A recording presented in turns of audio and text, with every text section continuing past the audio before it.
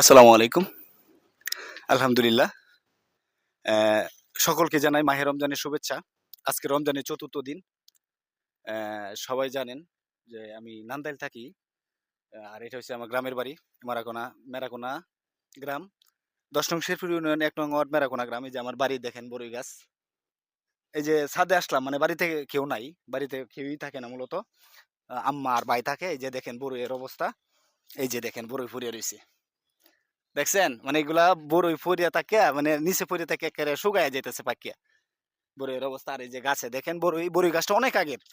এক্কেরে অনেক আগের। আগে যখন এলাকায় বড়ই গাছ ছিল না তেমন তখনকার এই যে শুকায়া গেছে বড়ই পইড়া থাইক্যা। মানে টোকায়া যে খাইবো এই ধরনের মানুষ নাই।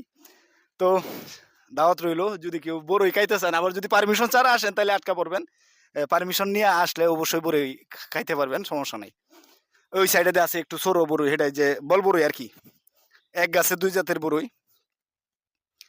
এই যে এটা হইছে গা এই যে বল বড়ইটা আরকি মিষ্টি বড়ইটা, এটা মিষ্টি বড়ই। এই যে ছাদের মধ্যে হইছে। এই যে লেচু গাছ, লেচুর মুকুল ধরতাছে। ওই যে ওই সাইডে আম গাছ, ওই সাইডে আম গাছ। মানে ফলমূল আছে আলহামদুলিল্লাহ, শুকরিয়া আল্লাহর কাছে। তো আজকের মতো এটুকুই। সকলকে অসংখ্য ধন্যবাদ। সকলে আমার জন্য দোয়া করবেন। ফি আমানিল্লাহ, আমি সকলের জন্য দোয়া করি। আর একটা কথা মনে রাখবেন, আমার ভিডিও যদি ভালো লাগে